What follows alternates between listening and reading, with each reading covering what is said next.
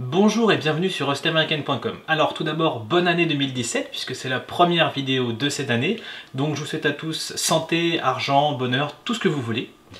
Et aujourd'hui, si vous aimez le beurre de cacahuète, eh bien vous allez être ravis puisqu'on fait des bars au beurre de cacahuète et au chocolat.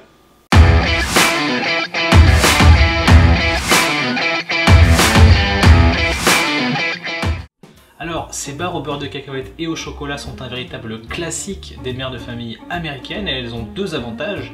Premièrement, elles ne demandent que peu d'ingrédients et deuxièmement, elles sont prêtes en 1h25. C'est parfait si vous avez toute une armée d'enfants qui vous réclament des bars par exemple comme ça au beurre de cacahuète et au chocolat. Alors pour faire cette recette, vous aurez besoin de 225 g de beurre ou de margarine.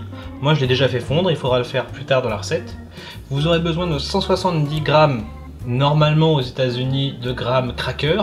En France, vous pouvez utiliser par exemple des spéculoos. Vous aurez besoin de 240 g de sucre glace, de 260 g de beurre de cacahuète.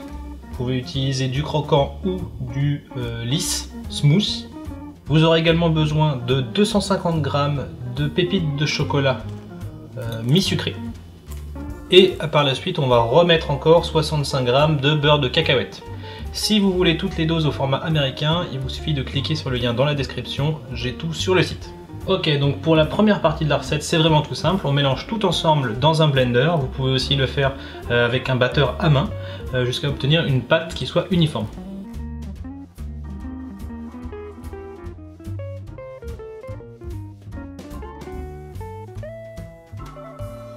Ensuite, il ne vous reste plus qu'à tout mélanger.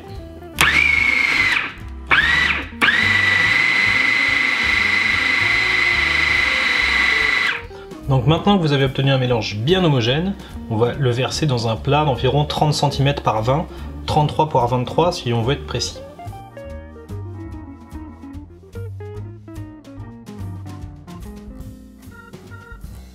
Vous pouvez vous aider d'une cuillère si ça ne part pas facilement.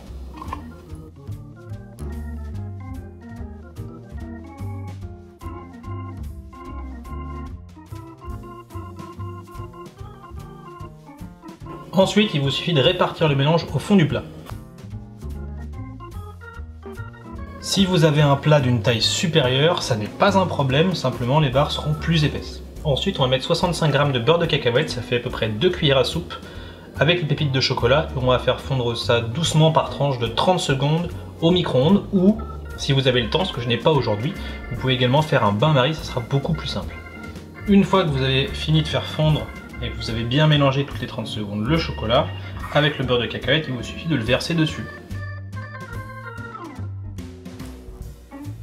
Mettez ensuite au moins 1 heure au frigo avant de découper. Et voilà, les barres ont été au frigo toute la nuit dans mon cas puisqu'on est le lendemain. Je voulais qu'elles se figent vraiment bien et on passe au moment bien entendu de la dégustation. Bon appétit!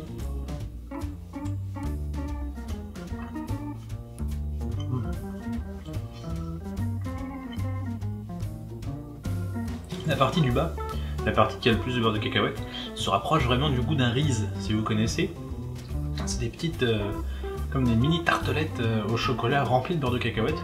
Mais justement au-dessus on retrouve ce goût de chocolat et de beurre de cacahuète. C'est vraiment extrêmement bon.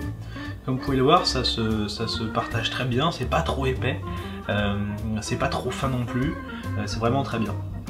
Moi, vu que j'ai mixé le mélange en bas, c'est très lisse, ça fait un peu comme une crème, c'est pas mal, c'est mousseux, c'est plus délicat.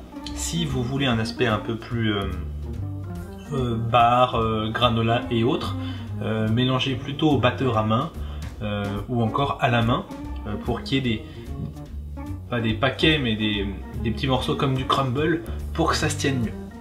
Voilà, j'espère que cette nouvelle recette en vidéo vous a plu et vous a donné envie de la faire.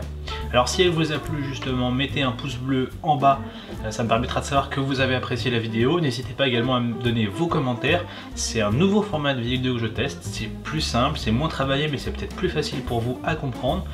Dites-moi si ça vous plaît, et si ça vous plaît, justement vu que ça me prend moins de temps à tourner, je pourrais faire plus de vidéos.